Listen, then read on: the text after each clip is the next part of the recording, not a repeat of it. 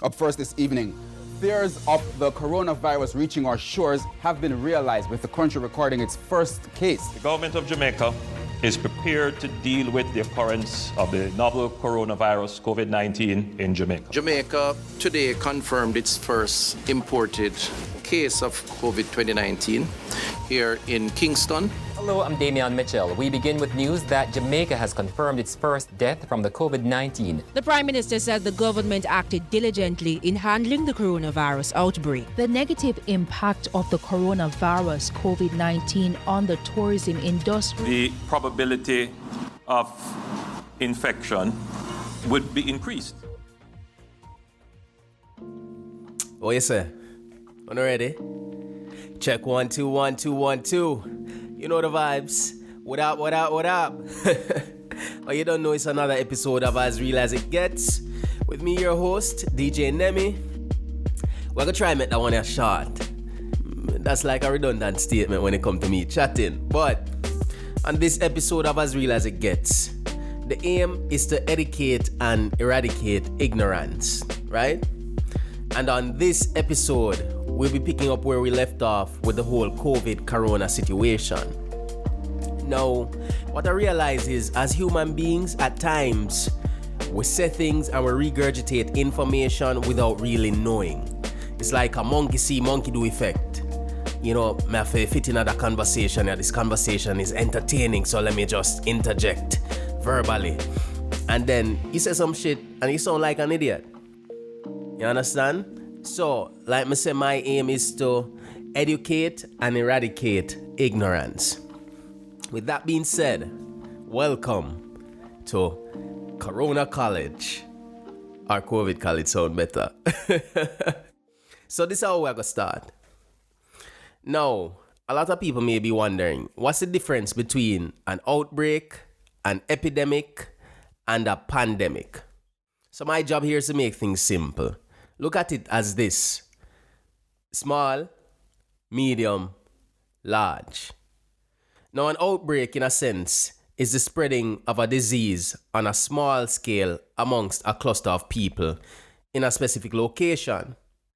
Now, an epidemic is an outbreak that's spreading and getting larger, but still confined to a certain geographical location.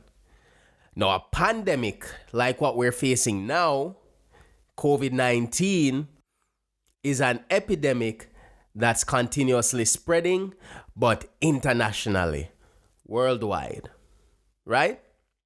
And over the past 100 years, we've had 4 major global pandemics, and I'll just give you an example of 2. One way you may not be familiar with, but you've heard of. In 1918, the Spanish flu, which killed 50 to 100 million, 50 to 100 million people. Staggering numbers. Now, one that you're familiar with that surfaced in late 70s, about 1978, 79, but they didn't start recording cases until 1981, is the HIV virus, right? HIV. Now, from then to this day, that has claimed 31 to 36 million lives. You might also be asking, what is coronavirus? It's actually coronaviruses. It's a family of viruses that range from flu virus to MERS to SARS. They all affect the respiratory system. I don't know how many of you remember MERS. Middle East Respiratory Syndrome, and SARS, which I think is more memorable, Severe Acute Respiratory Syndrome, and that happened in China. So COVID-19 now is from that family of coronaviruses.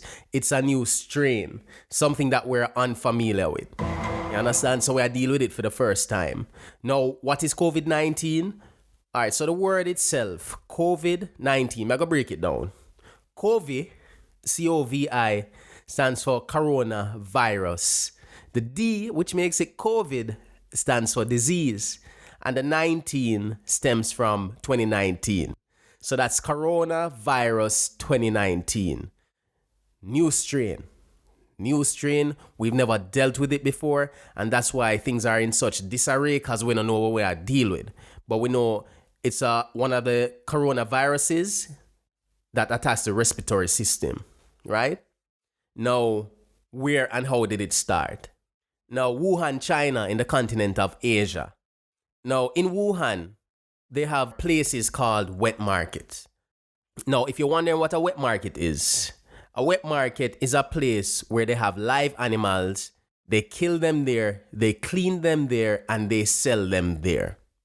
Everything go on there for the animal, except for the rearing. What them do? Kill, clean, sell.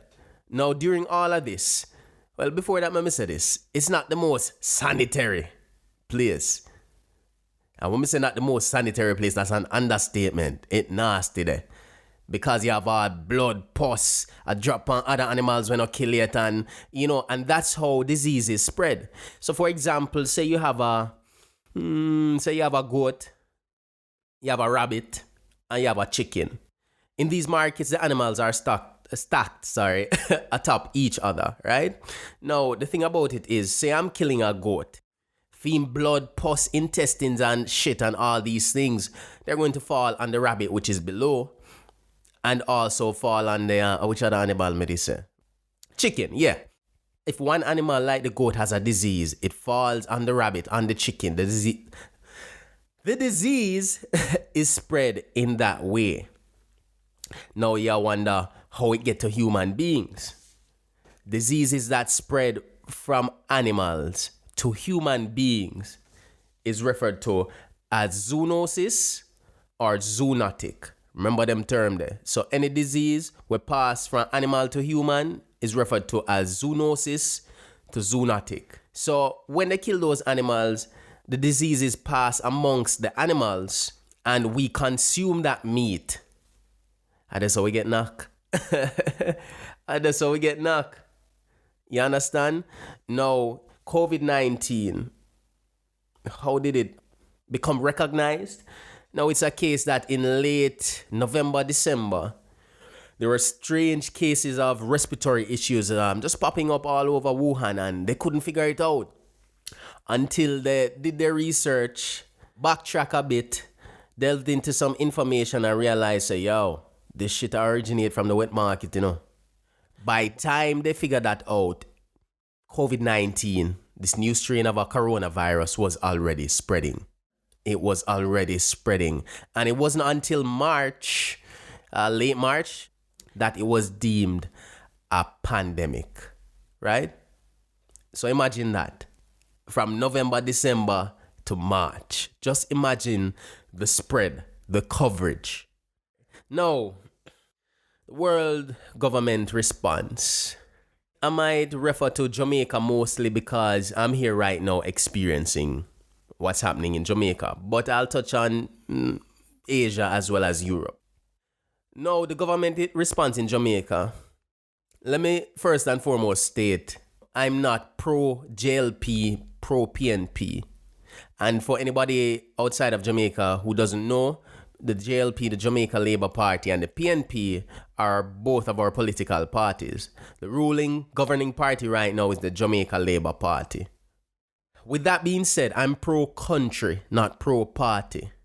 Despite that, I think if we're going to be unbiased, if we're going to be honest with ourselves, I think, and it's not only my thought, the current governing party is doing an excellent job. An excellent job. I was on Twitter the other day and there's this Canadian reporter and they stated on Twitter that Jamaica is a third world country implementing and executing first world measures. To the point where this reporter said they're doing better than Canada. Now, make that soak in for a bit.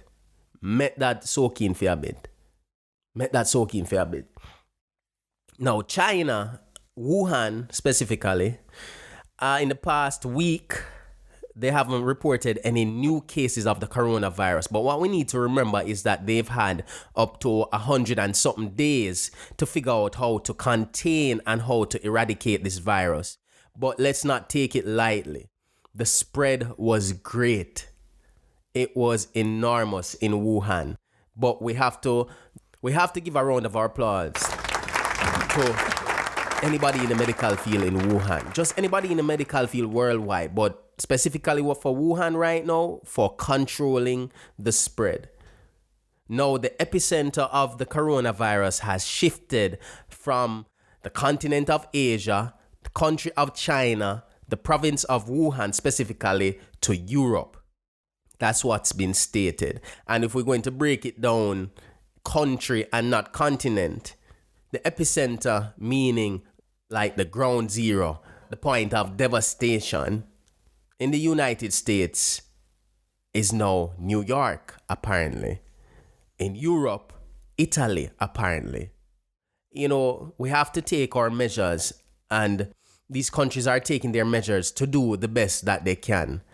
My personal opinion on the United States, I won't even state that because I don't want my visa get revoked, because there's some things I could share about how the governing body, the man in charge, has dealt with and is dealing with the situation. Let's just say it's fucked up. Now, moving along. What effect has COVID-19 had on business? Now, in Jamaica here, I'll give you a simple example. I have two friends. One that owns a wholesale and one that has a freight forwarding business. Now, everybody knows what a wholesale is, right? Food, toiletries, and all that stuff. Freight forwarding is basically a company. You know, you order something from Amazon, you ship it to that company, and that company gets it to you, whatever country you're in. Good. Simple. Now, the effect on your business is dependent on the type of business you're in. Because for my friend in the wholesale, right now, in my beard, money just a rain upon him like him on a strip in a strip club. Because the things that he's selling is in high demand. Food, sanitary items, sanitizing items, while my friend who is doing freight forwarding, you know, because of shipments not coming in, containers not moving, and things being sold out online due to the mass hysteria caused, her business isn't doing so well. So, put it simply, it's dependent on the nature of business that you're having and what's in demand now. That's the effect COVID-19 is having on business. Now, the effect on society. I did mention earlier mass hysteria, right? And this is caused by fear-mongering of some media outlets. Now, one of my frustrations that I'm facing is not because there's a surplus of information to be absorbed, but because there's a surplus of information which is being injected with fake news. One of the things, so we have enough problems already. I try to figure out how to stay alive, to keep with people alive and not to get infected. We have to inject fake news amongst all our we have to deal with already. That's my frustration. That's one of my main frustration. But with that being said, I realize that there's some semblance of peace, if you want to call it that, happening right now. It's not as hysterical as before, but people are still taking their proper precaution.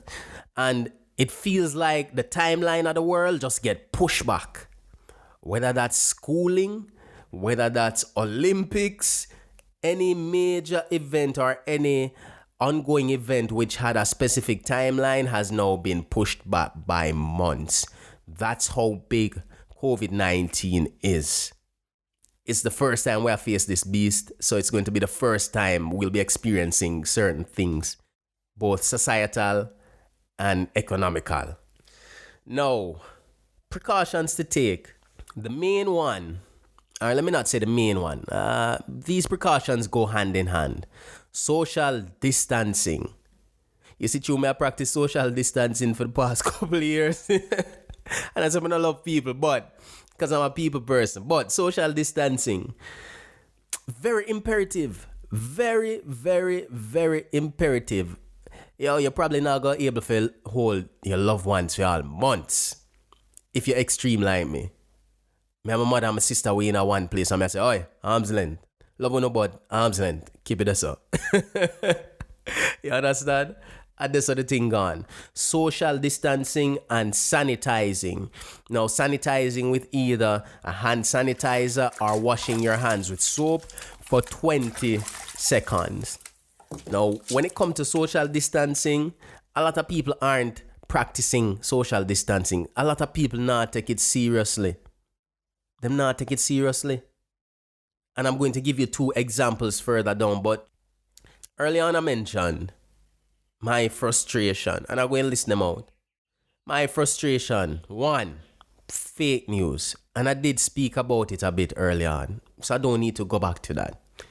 But individual ignorance, especially from people in our society who are looked up to, whether that be an entertainer or a proprietor. I don't want to call no name, but I don't really care. A long-standing dancehall veteran exercise some of the dunksest behavior ever. The other day.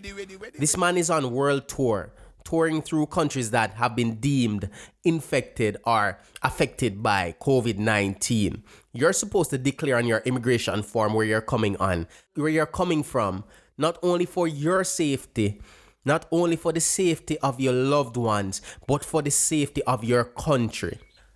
And dry have to drink some water. The man can't chat. And you're going to tell me, say, you're going to exercise your heights of dunksness and ignorance just because you feel or you think you are this high up there? Come on, my nigga. Come on. So what you tell me, say, you have no regards for your health. That's fine. That's quite fine. But what about your family and the people where you care about? But bigger than your family, what about your country? What about your country? These people don't deserve some of the accolades what them get. They don't deserve it.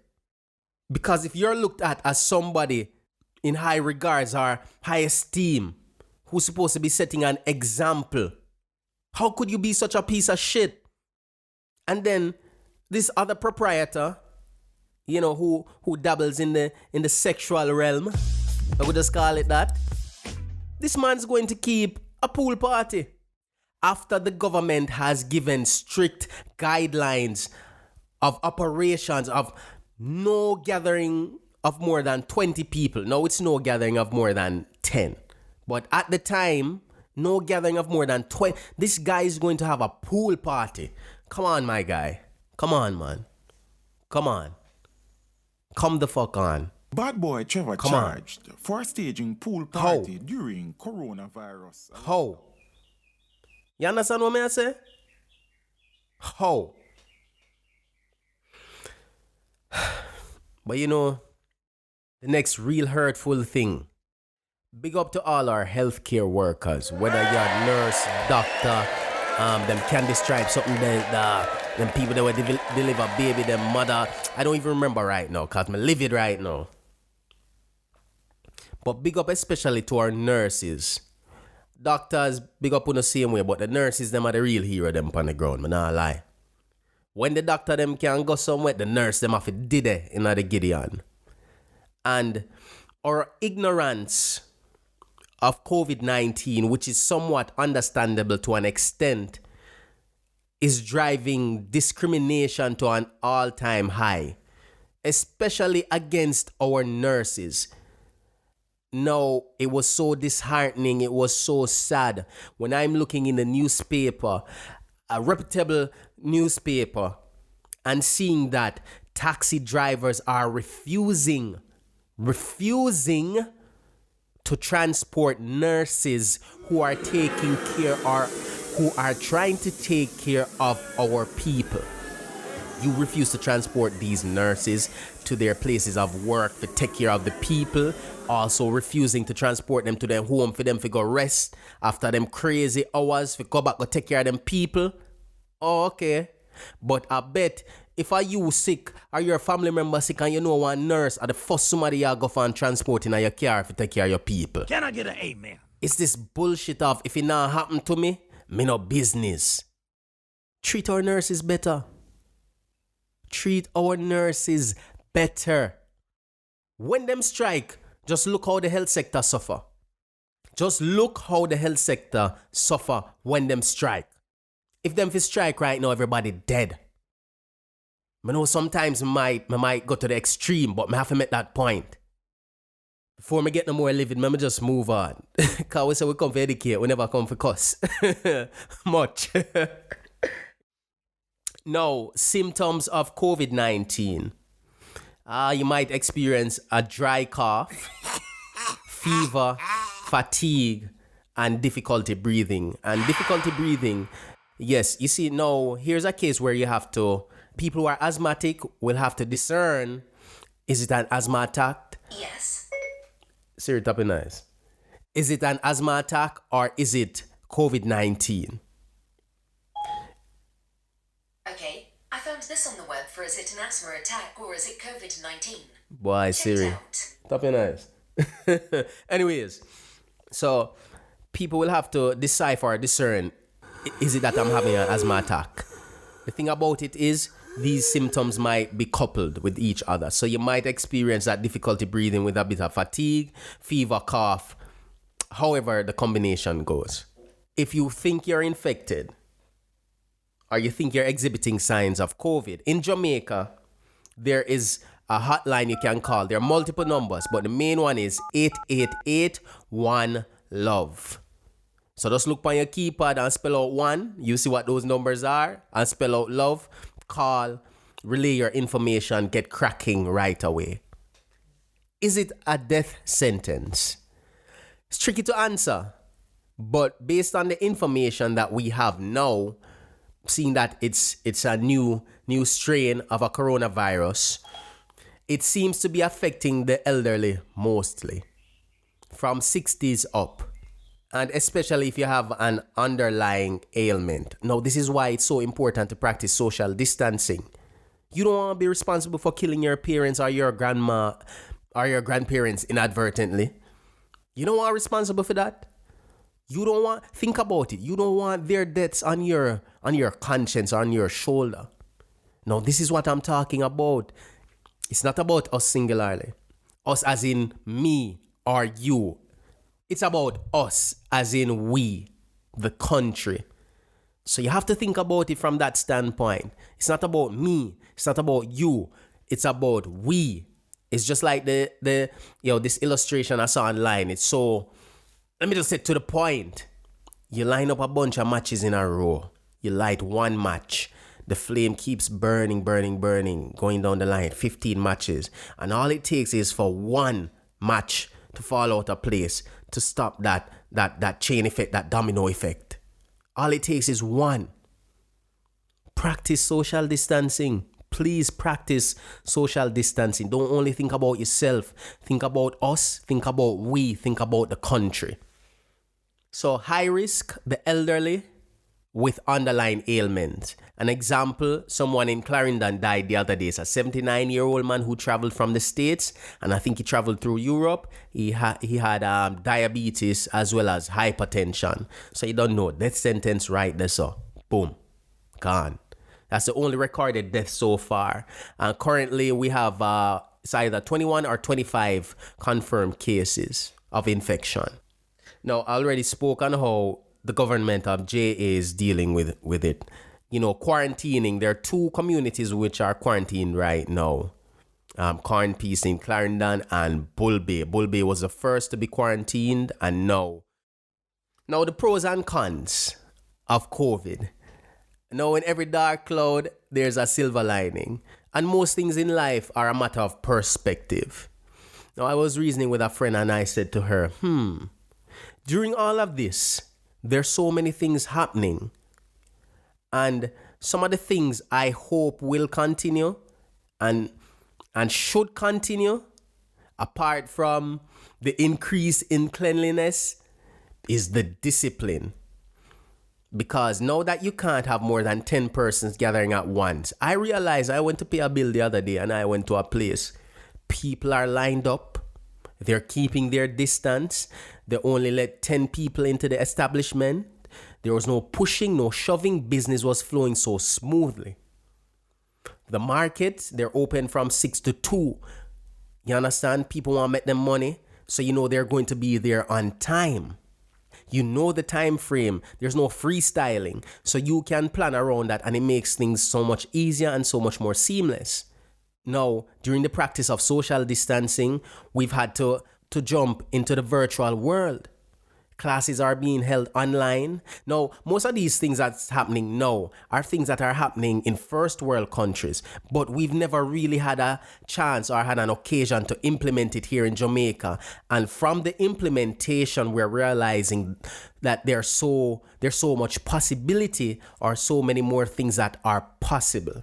Flexible work hours, working from home, all these things. So those are some of the pros to what's happening. Now, off the bat, off my head, the only con I can think about really, apart from the effect on the economy, which the government is trying to play a balancing act. I think for me personally, death.